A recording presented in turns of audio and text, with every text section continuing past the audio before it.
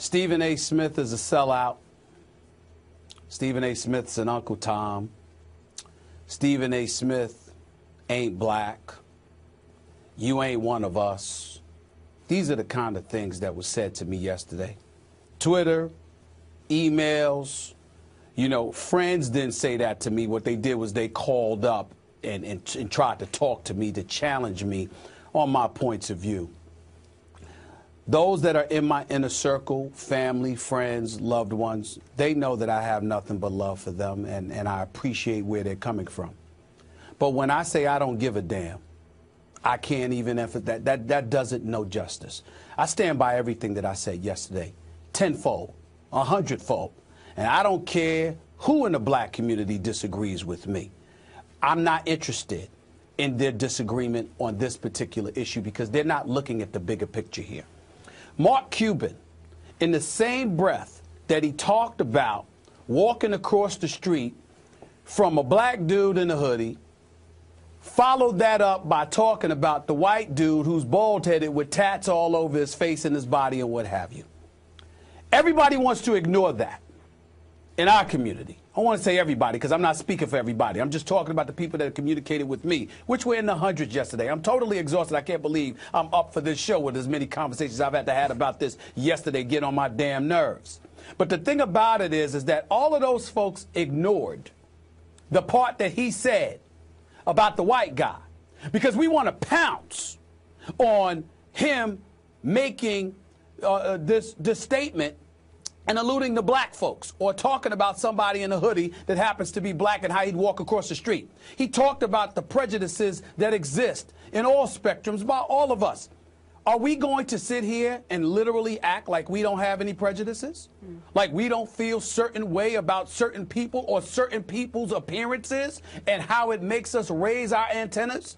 Am I going to sit here and tell you that if at night and I saw, you know, a couple of white dudes with tats all over their body and their head or whatever, and I'm going to feel comfortable with that? I'm not going to raise an eyebrow?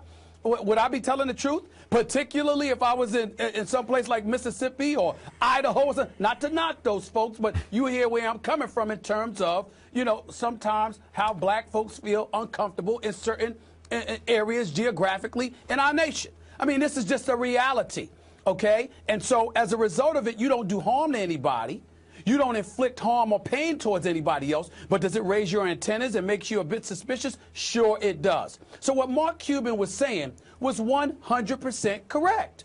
It's just that simple. But the bigger issue that needs to be discussed, it's the big elephant in the room, and nobody wants to touch on it because white folks are scared they're going to be labeled racist. Black folks are scared they're going to be labeled sellouts. See, I tend to look at things a bit differently. You know, I look at our unemployment rate consistently being double that of folks in white America. I do understand that to some degree there's a level of racism that we all have to overcome, and I get all of that. But that doesn't mean every single issue is race-related. Sometimes it is about how you represent yourself. It is about how you present yourself. When I alluded to walking around with your pants hanging below your behind, that's trifling. That's just trifling.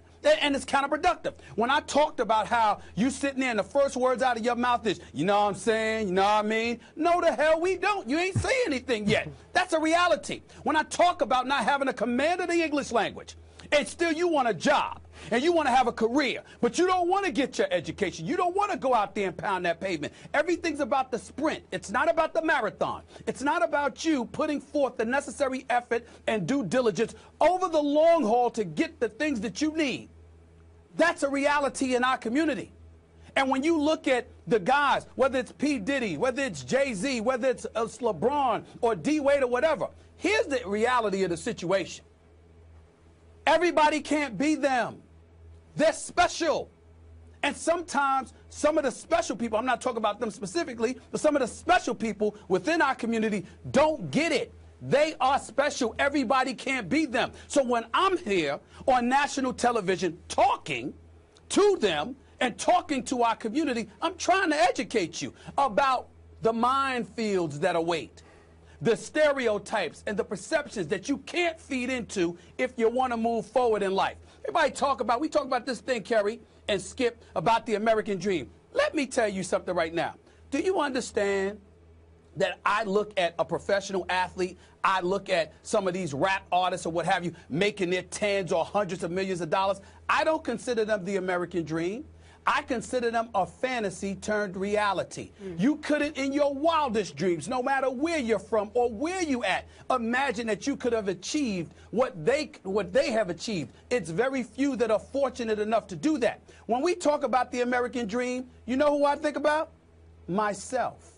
Hollis, Queens, New York City, left back in the 4th grade, grew up poor. The level of education that I had was a public school system. I ultimately graduate from high school. I go to a historically black institution like Winston-Salem State University. I graduate with honors. There is no journalism program. I still graduate with honors. I still beat out thousands of people to get an internship that ultimately transitioned from a career at the New York Daily News to the Philadelphia Inquirer to CNN and then Fox Sports and then ultimately ESPN. And I'm on national TV every day. Get paid pretty well, I might add.